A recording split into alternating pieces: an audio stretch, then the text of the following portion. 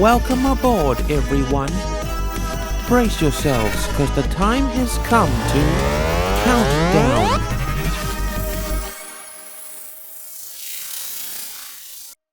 Every animated medium has so many things going for it, but the one thing that stands out more so than the rest are the featured characters, and pretty much everybody has an all-time favorite character.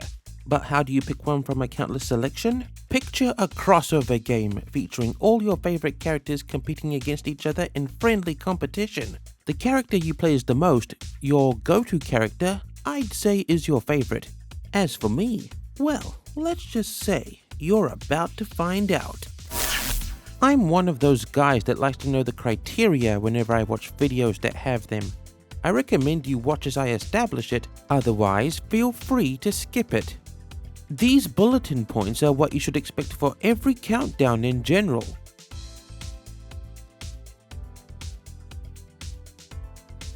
As for this countdown in particular, my favorite character from a franchise is usually the character that I relate to the most, view as a role model, think is the coolest, find one of the funniest, or see has all these qualities.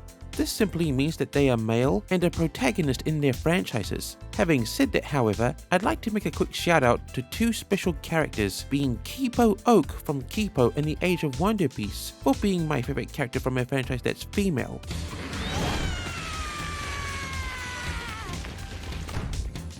And for being from a franchise that's an antagonist, hailing from Wacky Races and the movie Scoob, my favorite character is the dastardly villain known as Dastardly. But what was his first name again? Rick? No, I'm not a Rick. I'm a Dick with a D. Right, Dick with the D. With that said, let's get this countdown started.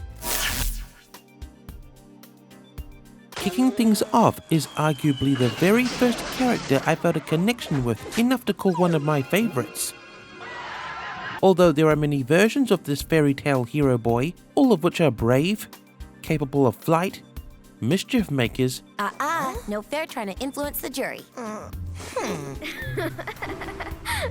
and perfectly content being himself. He's perfectly content being himself. I favor the Disney version of Peter Pan. You're gonna have to do better than that, boy. Whoa! 3 strikes and you're out. My reasons for liking this character goes beyond nostalgia and his physical appearance. Well, maybe you're full of hot air. What? Hey! He never hesitates in the presence of danger. He does what he can to help out others. Come on, I'll show you how. And when his initial objectives don't work in his favor, he's usually quick to accept them as is. Hey!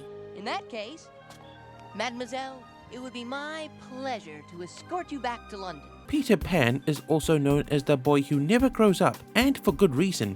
He's a kid at heart, and a prime example that you're never too old for anything. Unless you're retired, I guess.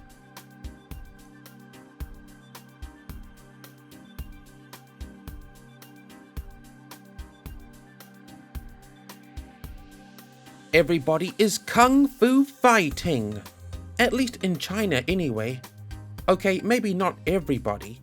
My point is that China is the birthplace of kung fu, and one of the greatest kung fu masters is the legendary dragon warrior brought by the universe. But who?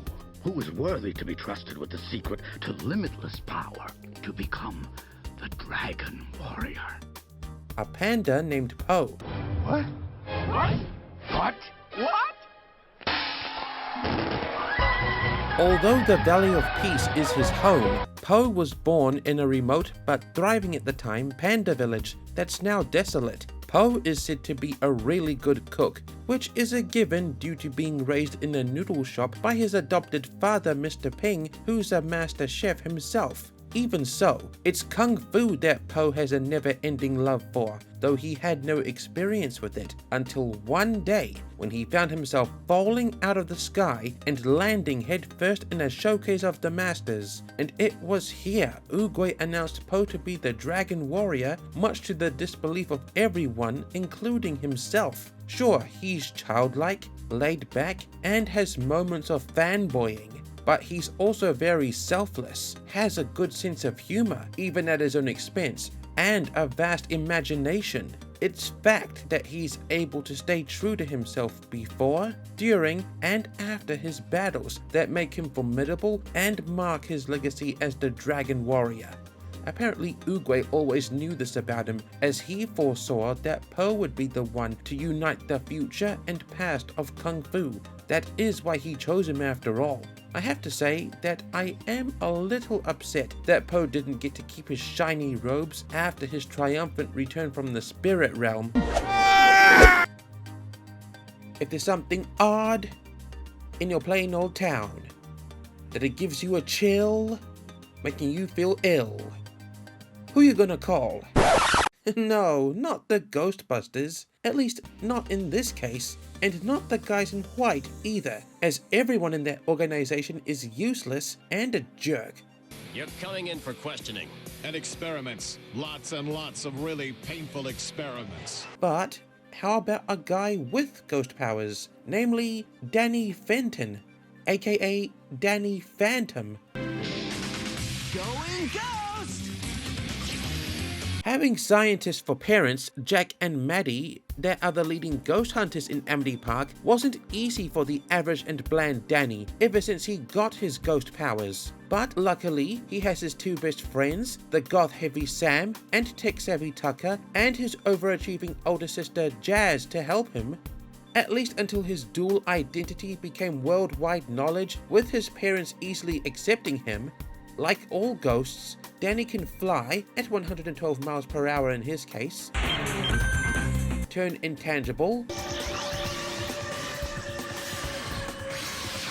turn invisible, overshadow people. Hi, I'm Tucker. Don't let the PDA glasses and lack of muscles fool ya. I'm a stud. And shoot ectoplasmic energy blasts. Unlike all ghosts, he can duplicate himself. I did it! Has what is called a ghostly wail. And has cryokinesis, the ability to manipulate ice, which is an extension of his ghost sense. Along with his friends, Danny is the underdog of Casper High and is regarded as such by both his peers and some teachers. I'll destroy his future. But he means well, even though the only way to learn a lesson is the hard way. It's this, as well as continuing to protect Amity Park even when he was labeled as a public enemy, that more so proves his heroism. Well, somebody's gotta. Hey, if not me, who's gonna protect this town? Besides, it's not like I can ignore a scream for help. Besides us humans, there are magical creatures which in this case live in secrecy all around the world. One of these creatures are the dragons, or better yet, humans with dragon powers, said to be the protectors of this entire community, with each country serving as the territory for each dragon. One of them is the American dragon, and his name is Jake Long.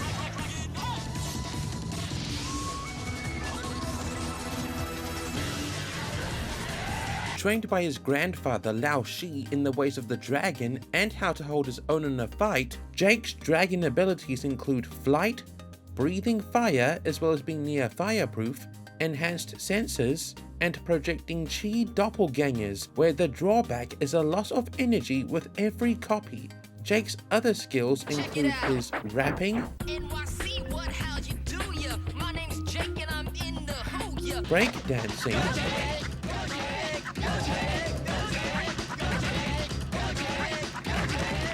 skateboarding, and street smarts, due to being born and bred in New York City. Sadly though, Jake is prone to laziness, bad grades, and getting grounded by his father Jonathan. Although, given that he hardly gets a rest from his magical responsibilities, the superiority complex of his overachieving younger sister Haley, and his mother Susan keeping dragons a secret from his father, it's completely understandable. Yo, yo, yo, yo, yo, yo! Hey, yo, yo! Here's your yo! But with the love he has for his family and friends, and the support they give him in return, Jake is able to work through his problems and come up with sometimes unorthodox solutions. and things worked out well for him in the end, having finally graduated middle school to say the least. Way to go, Jakers! There are so many aliens with so many abilities that it can be kind of daunting to keep track of them all. That's why a watch-shaped device called the Omnitrix was invented, which eventually made its way to Earth and was found by a boy named Ben Tennyson.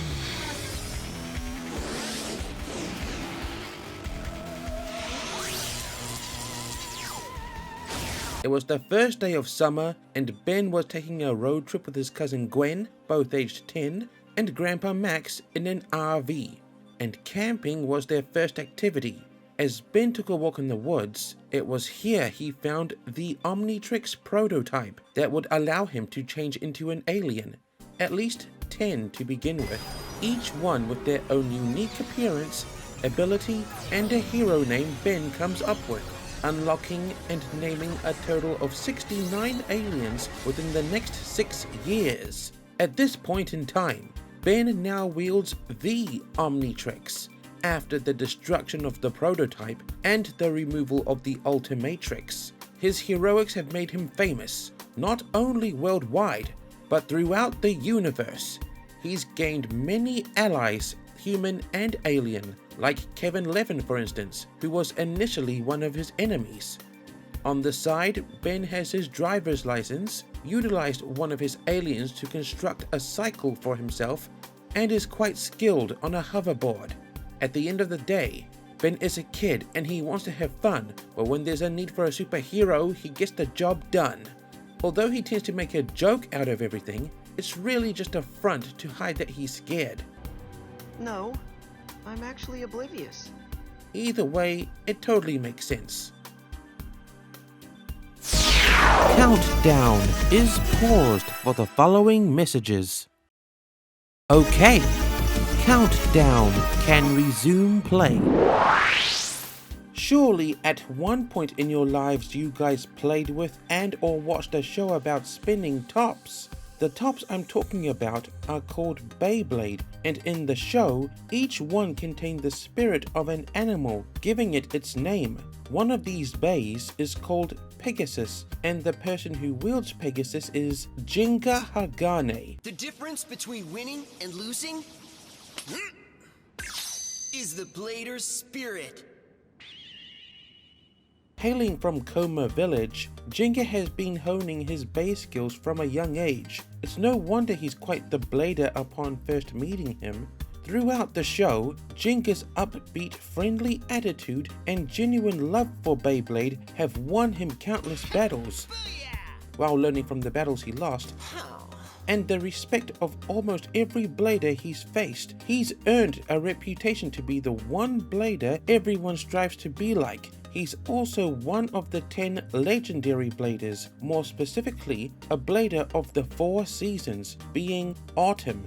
Every blader has what is called the Bay or Blader's spirit, where the blader is completely in sync with their bay, that an aura is emitted from both. Jinga's Bay spirit greatly outshines the rest, as he was able to unite the Bay spirits of every blader around the world and use it to destroy the Black Sun and permanently vanquish Nemesis, solidifying his spot as the world's #1 blader and being hailed a hero. Besides that, Jinga can also be silly, with his love for burgers sometimes being a cause for concern, his excitement for appearing on TV, and his distaste for medicine. It's not funny! Actually, it kinda is, but I'm not judging. Sometimes it's said that life is just a game you play, which makes sense to me, as playing games of any kind is one of the things I do best, be it video games, arcade games, board games, party games, or even card games. Speaking of card games, if you've heard of Duel Monsters, then you should know who holds the title of King of Games. For those who don't, it's Yugi Moto and Yami Yugi, aka Atem.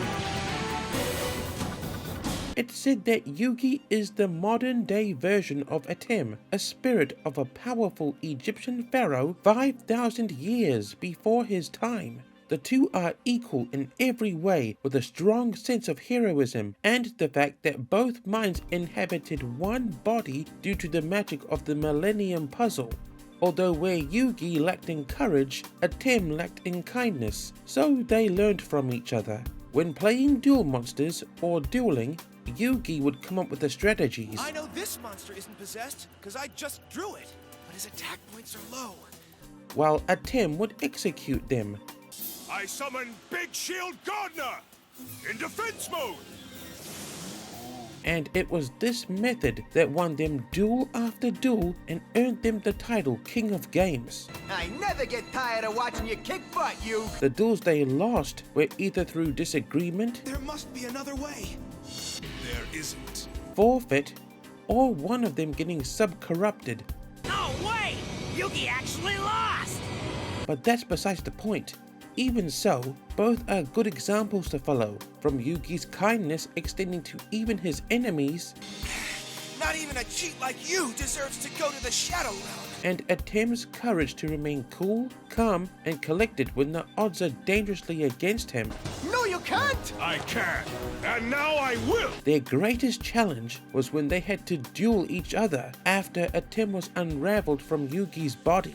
If Atem won the duel, then he would remain in the Millennium Puzzle for another 5 millennia. But thankfully, Yugi won the duel, which set Atem free and opened the doors to the afterlife, allowing his spirit to finally rest, Well, Pharaoh, goodbye. and for Yugi himself to face the world on his own and continue his reign as one of the greatest duelists to ever play the game. Well, sometimes the end of one adventure is just the beginning of another.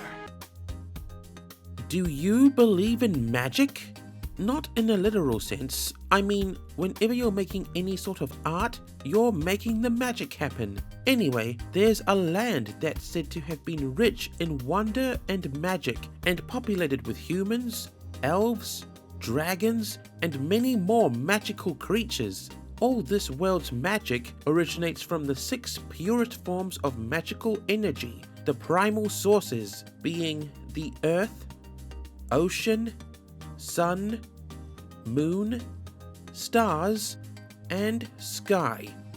Arguably, one of the most naturally gifted mages, at least in sky magic, is Callum. Yeah, get zapped! One of the 2 princes of the Katala's kingdom, the other being his younger half-brother Ezrin, Callum is a very skilled artist and an ambidextrous at that, but lacks in some qualities expected of a prince, like combat and etiquette, until one day he conjured up his first spell with the Primal Stone, as humans can't do magic without one, becoming a mage. Oh, really? Wow, I'm a mage. I'm a mage! Nobody likes a loud mage. It was also the day when he, Ezrin, and their pet glow-toad Bait befriended a Moonshadow elf named Rayla and went on a journey with her to return Zim, the Dragon Prince, to his mother on the other side of the world. Along the way, Callum discovered he can still use primal magic without a primal stone, becoming the very first human to do so. He also has a photographic memory, which translates well into just about all his drawings. Although Callum can act like a jerk at times and doubt things that turn out to be true, This is ridiculous. See, this is why you can't make friends. he's quick to acknowledge his mistakes and learn from them before putting them behind him. He also has a bright sense of humor that matches Rayla's own, as he was annoyed when she pretended to be a human, but he was able to get her back when the opportunity presented itself for him to pretend to be an elf. It's like that old saying, if you can't beat 'em, join 'em. It's a fact that Brains and Brawn like to go head to head at times, but in this instance, it's Brains that come out on top. The town of Retroville is the home of the world's smartest guy and established boy genius, Jimmy Neutron. Brain blast! I have to sacrifice the ice crystals. With such a reputation and an IQ of 210, Jimmy loves doing anything in the name of science, whether he's by himself or with his friends, especially if it's inventing in his lab, and he's invented a lot of cool stuff. I mean, besides his greatest invention, of course, being his faithful robot dog Goddard. To name a few, there's his Shrink Ray, Hypno Ray, Hovercraft, Rocket, Backpack Jetpack, and his multi-purpose watch. Nothing like having a hologram waiting in line for you. Unfortunately, some of Jimmy's inventions have ended up malfunctioning or have fallen into the wrong hands. While the dark's away, the clones will play, Porche? Both which causes trouble for his entire town and the blame getting pinned on him. But that's never stopped him from cleaning up the mess made and putting things back to normal. Jimmy is often on the receiving end of the jeers, jokes, and taunts from pretty much everyone in town, both for his skills in subjects not relating to science being lackluster, and whenever his inventions blow up in his face.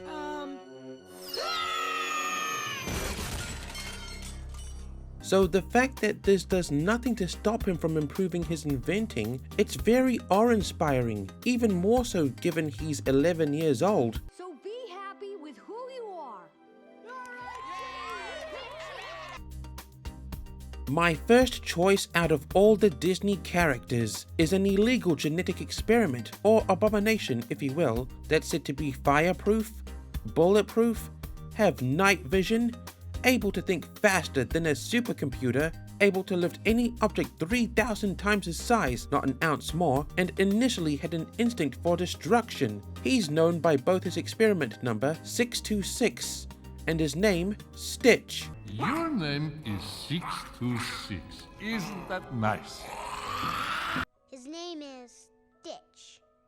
Often referred to as Little Monster by Pleakley, Go, little monster! Go, go, go! Stitch is a cute and fluffy blue alien created by Jumba to wreak havoc.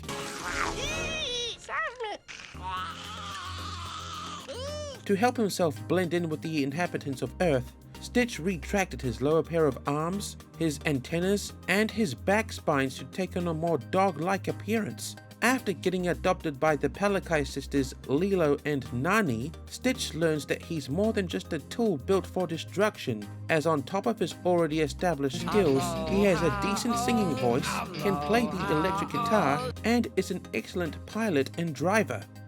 Although Jumba had created 3 more experiments after him with equal or superior power, Stitch is in a class all his own, and it's like Jumba said, I have created hundreds of experiments, but you are my greatest success. And by finding his family, he's found the one place he truly belongs. On Earth, with Lilo.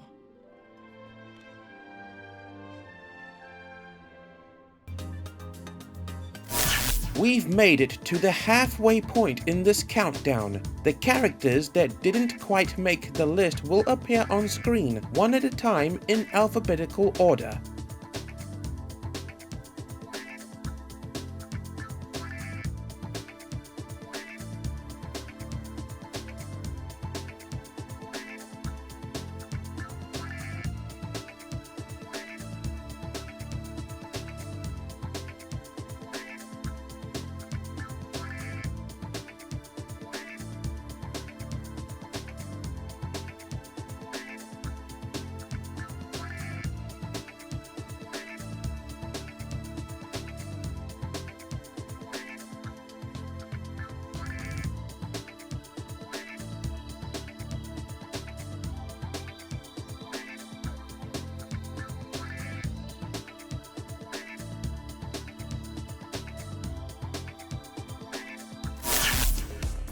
I've always favored super speed of all the superpowers out there, so it's ironic that my favorite superhero, while fast, isn't known for speed. Later.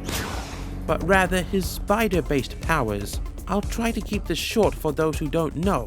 Regarding this hero, there are a heap of universes, or Earths, throughout media, where each is assigned its own serial number, with each one having their own Peter Parker, aka Spider-Man.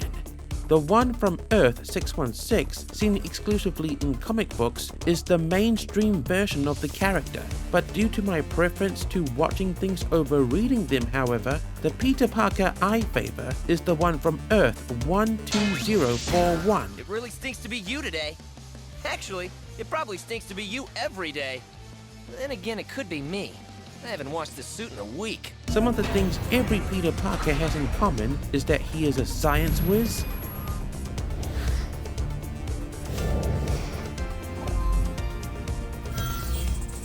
loves cracking quips at the expense of all his enemies. Fun fact, octopi can't fly.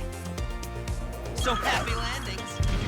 Has a clear dislike for a certain nursery rhyme. Down came the rain and washed the spiders out. Okay, that's definitely my least favorite nursery rhyme. And with his great power, has developed a sense of great responsibility due to the tragic loss of his Uncle Ben. One thing all Peter Parkers have in common? You never stop talking. Well, there's that too. But this Peter Parker has enough things about him to differ from the others. His jokes are equally a miss as they are a hit. Oh, yeah, I had it in camo mode, but then I couldn't find it. Which doesn't faze him in the slightest. Joke! Don't you people ever smile? He's more accepting to teaming up with other heroes and forming temporary truces with villains as he knows he can't do everything alone. He's found the guts to let his loved ones in on his double life as Spider-Man.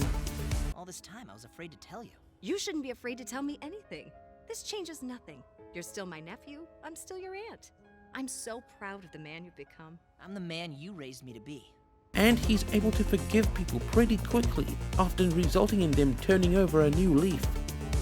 This might sound crazy, but it could be possible to convince him to use that brilliance for good. Every Peter Parker is a character we all can relate to and learn from in one way or another. Whether we're reading a comic book about him, watching him on the big screen or small screen, and playing a video game featuring him. But this Peter Parker is the only one we can call the ultimate Spider-Man. This isn't the end. This is only the beginning. Have you ever played or wanted to play a game about a dragon? Just going to ignore that. For those who haven't but want to do so, then imagine a world of dragons with numerous homeworlds, each with their own native dragons of many shapes and sizes. The one we get to play as is a young dragon with purple scales called Spyro. Sorry I took so long. Almost forgot about you guys. Like other dragons, Spyro can glide, flame, and charge. Upon collecting certain power-ups or stepping through power-up gates, Spyro is enhanced with or given various abilities for a limited time, such as Super Fly, Super Flame, Spring Jump, Plasma Bomb, Invincibility, Super Freeze, and my personal favorite, Super Charge. Heck, some gates grant Spyro a combination of Super Fly and Super Flame. Unlike other dragons, Spyro is capable of swimming, climbing, and head bashing. He's also a natural when it comes to playing hockey, riding a skateboard, and piloting any vehicle given the circumstance. And with a courageous, headstrong, and eager attitude with a touch of arrogance that make up his fiery personality, Spyro is a force to be reckoned with, whether he's helping his friends and allies or putting his enemies in their places. In other words, anyone who messes with him is gonna get burned. I'd say the sky's the limit. In the universe, there are galaxies. In each galaxy, there are planets. On each planet, there are many different species that inhabit them, like Blarg, Tyrannoids, Cragmites, Nethers, and robots, to name a few. The character I'm referring to is none of the species I just mentioned. He's an intergalactic hero, which makes sense due to being a Lombax, the species said to be the saviors of the universe. And his name's Ratchet. He may have been born on planet Fastoon in the Polaris galaxy, but it's planet Veldin in the Solana galaxy that Ratchet was raised in and calls home. And it was here with his honed rocket mechanic skills that Ratchet built a spaceship to explore the galaxy, alongside a little robot he befriended and nicknamed Clank, only to end up saving it and the rest of the universe after being a trained commando countless times. Alongside developing his piloting skills, throughout his adventures, Ratchet has become a sharpshooter when it comes to his arsenal of weapons and gadgets, but wielding his wrench is on a whole other level, as well as having a knack for racing. It was quite the surprise when I saw Ratchet acting like a jerk in the middle of his first adventure. Yeah? Well, I'm done with this stupid hero stuff. I got my own agenda now. But given the events that triggered his snap, it was justified and only made him more relatable. Get off of me, you idiot! He's certainly come a long way having overcome it, and has learned to see the bigger picture with every adventure that followed. Ah, Paris, the city of lights and love, or in this case, the city that's home to a raccoon, well known for his unparalleled skill wielding his family cane and mastery in the art of stealth, Sly Cooper.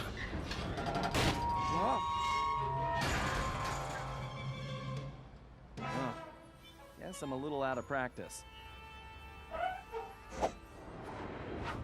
Born into a long line of master thieves that dates back as early as 10,000 BC, Sly is the current Cooper to uphold the Cooper clan's legacy as the greatest thieves throughout history, and maintaining their reputation and honor code to never steal from ordinary people, but rather recover possessions rightfully belonging to them, kind of similar to a modern-day Robin Hood.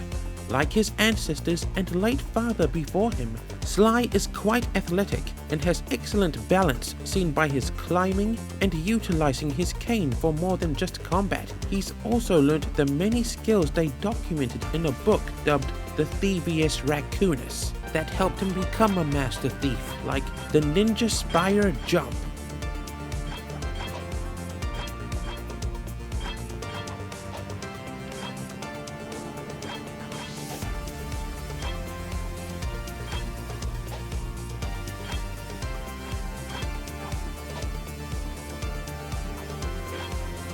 The rail walk,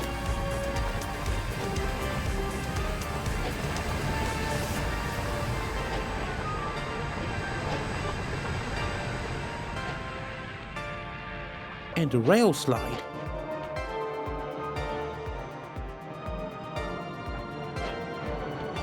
And the invisibility technique, to name some. But the things that make Sly outclass the rest of his clan is how instead of just inheriting his family's book, he got the chance to earn it by bringing the Fiendish Five, the gang who murdered his parents, to justice, and the fact that he treats Bentley and Murray like family due to growing up in a town orphanage with them, and equals, which extends to the rest of his friends, instead of just sidekicks and lackeys. Though that doesn't stop him from teasing his two best friends every now and again. Other than pulling off heists, Sly enjoys hobbies like video games, table tennis, and dancing. He's quite the graceful dancer that he's able to keep the attention of Rajan and the entire ballroom guests on his tango with Carmelita, while Murray stole the clockwork wings completely unnoticed. It's only after he ends the dance and sneaks out that Rajan noticed the wings' disappearance. The wings!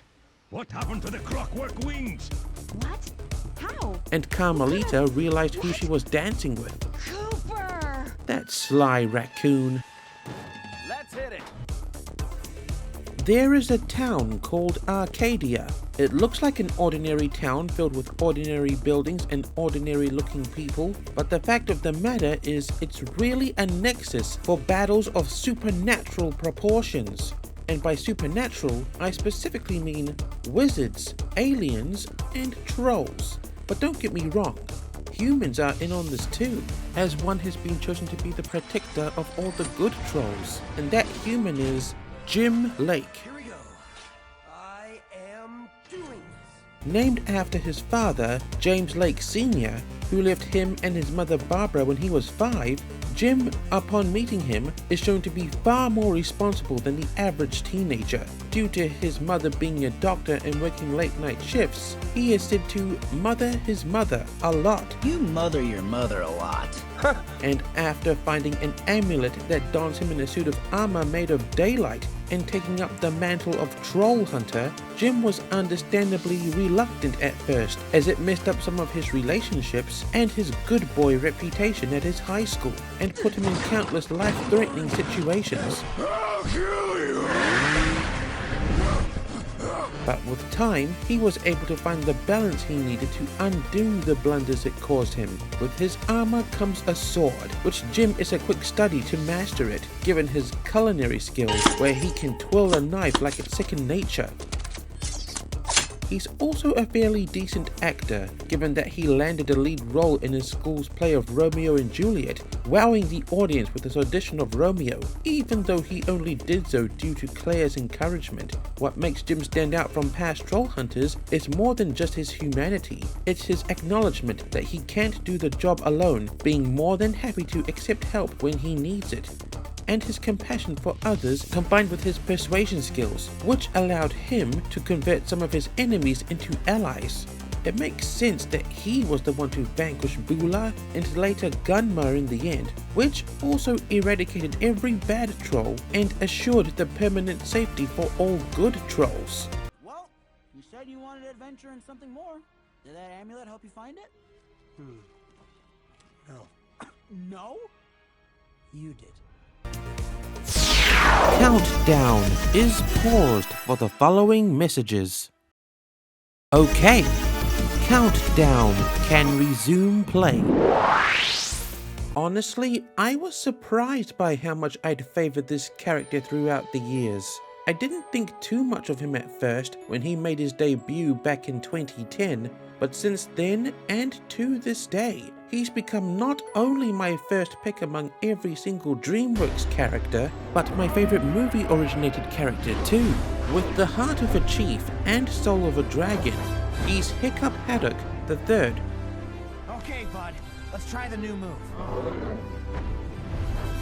Upon his introduction, Hiccup, in his own words, is described to be a talking fishbone. This is a talking fishbone. Where he's lacking in physical upper body strength, he makes up for it in intelligence, as he's clearly the best blacksmith in Berk, if not the entire barbaric archipelago.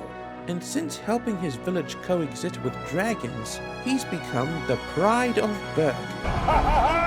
There he is! The pride of Berk! Like myself, he's quite the thrill seeker, at least when it comes to flying high, fast, and free in his case. And is also ambidextrous, where he uses his left hand more than his right, seen when he's drawing, wielding weapons, even eating. Although I wish I was as quick as him when it comes to solving riddles. He must mean ice. The glacier.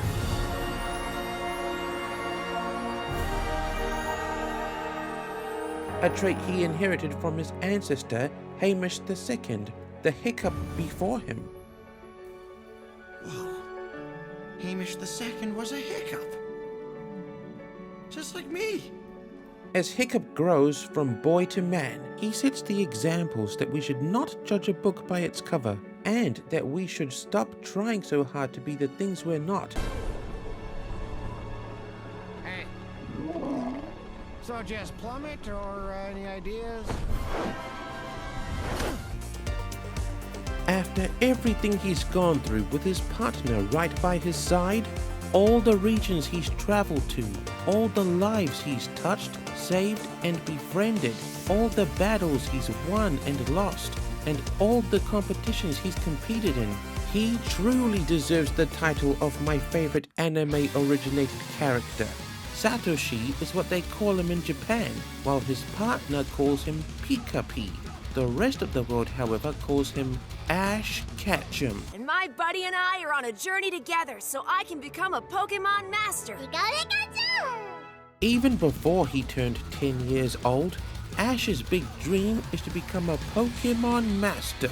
His love for Pokemon is unrivaled and knows no bounds, as he'll always lend a helping hand regardless if it's wild, his own, or belongs to another person. Whenever he competes in battles, he relies on his instincts and his unpredictable style, which almost always comes through for him, but when it doesn't, he's usually quick bouncing back up to try again. He's also very good at learning from contests and other smaller competitions, and even everyday life to abide to his unique style, making him a trainer you don't want to underestimate.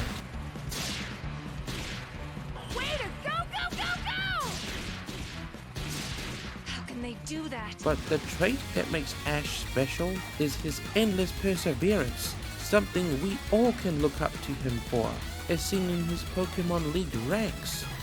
Top 16 in his home region Kanto, top 8 in Johto and Hoenn, top 4 in Sinnoh, top 8 again in Unova, runner-up in Kalos, and the big winner in Alola, becoming the region's very first champion. Congratulations, Ash! Thanks! Thank you, you guys! Which led up to winning the Masters 8 tournament in Galar, making him the monarch of the World Coronation Series.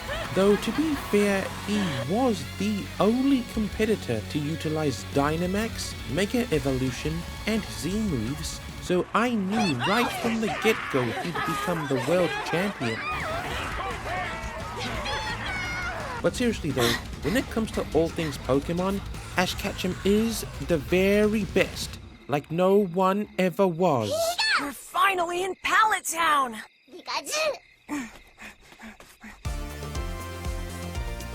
When I think of the word element, my first thought isn't one of the numerous elements in the periodic table, but the 4 natural elements: earth, water, fire, and air. A concept I was introduced to when I initially watched Shaolin Showdown and played Crash Bandicoot: The Wrath of Cortex back in the early 2000s. From that point, I'd sometimes ask myself, which one of the 4 elements would I choose to wield? My choice then, while initially took some time to decide, has remained the same even to this day: air. It was a few years later that the world got introduced to what is considered one of, if not the best cartoon series to ever grace the viewing eye, and I got to meet the character who would grow to become my first choice among all the Nickelodeon ones, Aang.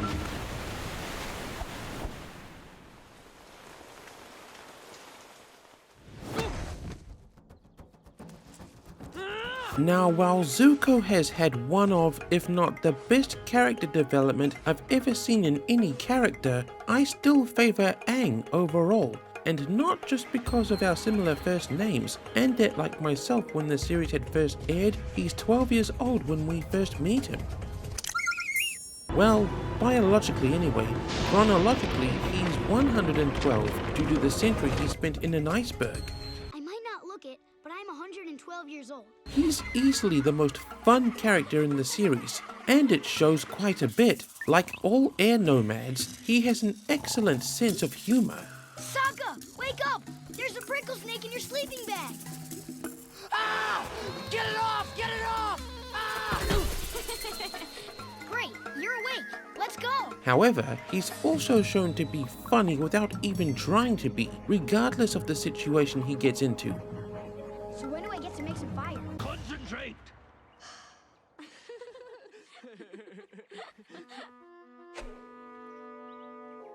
But his greatest strength is his namesake, which means peaceful soaring.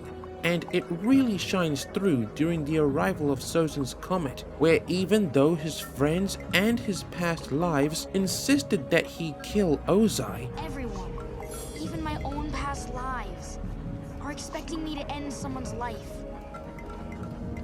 But I don't know if I can do it. he instead remained true to himself and the teachings of his people. No, I'm not gonna end it like this. and with great risk overcame that obstacle.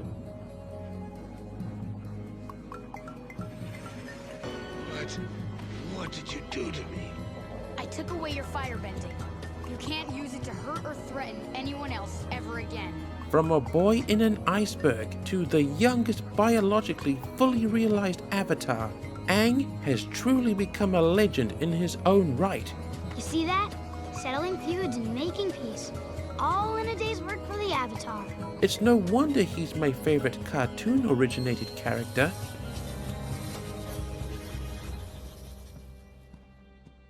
I can't believe a year ago my purpose in life was hunting you down. And now we're friends. To put it simply, blue has been, is currently, and always will be my favorite color. So, who is the character that comes to mind when I think of the color blue? He has been called many things since his debut. Big Blue, Blue Blur, Blue Boy, Blue Bozo, Blue Buffoon, Blue Meteor, Blue Nuisance, Blue Rat, Blue Streak, Blue Tornado, Blue Wind, and the Blue One, to name some. It's probably why he prefers to be called by his name, Sonic the Hedgehog.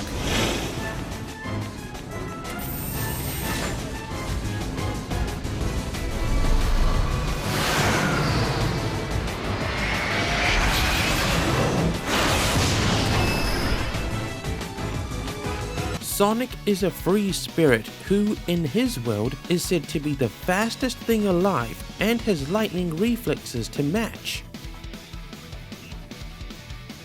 His speed and agility is second to none, given he can move faster than the speed of sound in an instant to plow through almost anything in his way and run on walls and water, is able to use it to push almost any vehicle beyond its limit to match his acceleration, and can use his homing attack to lock onto targets and bounce off them. And of course there's the fact he has aerokinesis, the ability to manipulate air, and uses it whenever he sees fit. Sonic can also momentarily surpass the speed of light through special movements.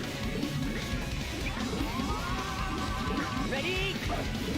Go!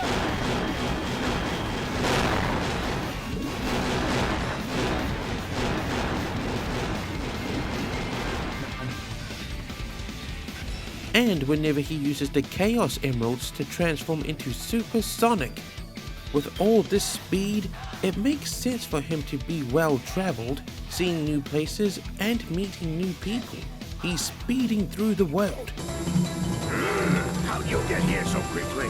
Sonic is also known to like eating chili dogs. Like it? I love it!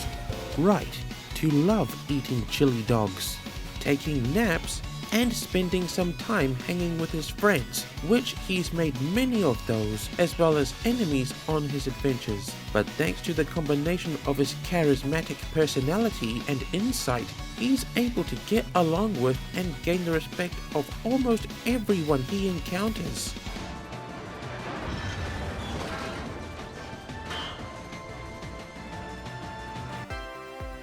Okay, this is it. The color orange has become my favorite color alongside blue for at least 3 reasons. 1. Orange complements blue better than any other color, like how the sun complements the moon, and how day complements night. 2. Orange is the name of both a color and a fruit, where the color of the fruit is orange. Good one. Moving on. 3. And most importantly, orange and blue, to a small extent, are the signature colors of my go-to character. Oh, wow! All right! I always knew you had personality. The doctor said it was hyperactivity, but I knew better. It's not Bart Simpson. Oh, this is the worst thing that could ever happen to us. But he is my favorite Simpsons character. I win! Well, even though Lincoln Loud is my favorite Loud House character, he isn't a game-originated one, sorry. Dang it. Now there's a handsome winner. Yeah. Daxter didn't get his blue pants till the end of his 3rd adventure. Besides, he's not even my favorite Jack and Daxter character. Jack is. I'd like to place a complaint. We've been training hard. My feet are killing me, and I think I'm getting a hangnail. Anyway, my all-time favorite character was, is, and always will be Crash Bandicoot.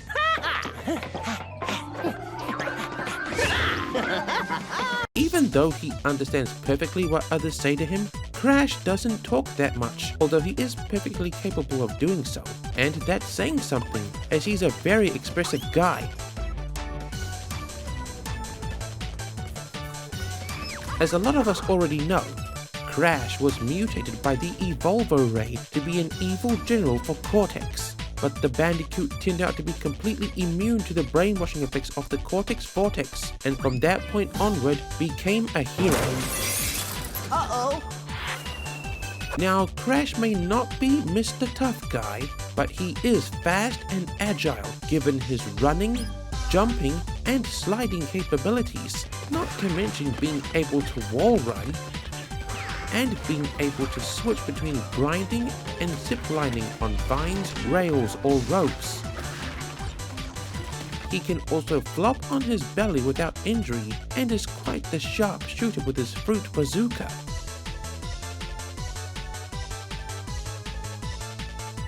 The move Crash is known for, however, is his tornado spin, which is used to break things, burrow underground,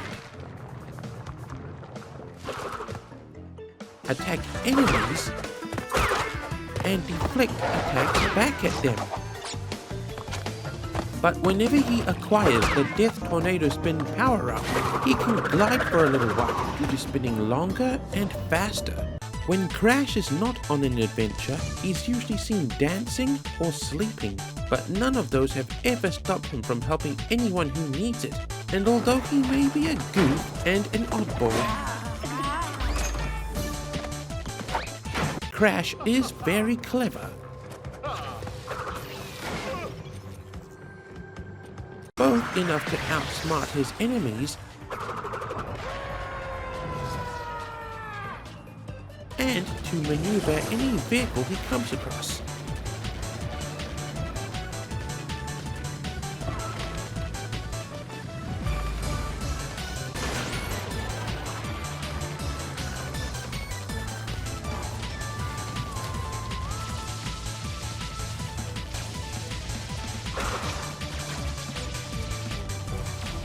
I mean, he is ultimately the one to save the day in the end. And has done so, give or take 3 times. Really? Only 3? Funny. Seemed like more. And with nothing left to count, this countdown is finished. But what about you guys? Who's your favorite character of all time? And did you know as soon as you saw them? You need to comment below if you want to let me know. Wow, I must have done something right if I've earned your endurance for this whole list. I hope to see you again in another countdown, so feel free to subscribe and hit the bell icon if you've yet to do so. You can also view the featured playlist anytime you like, and keep in mind, infinity is not a number that can be counted up to. God bless you, my fellow animation fanatics.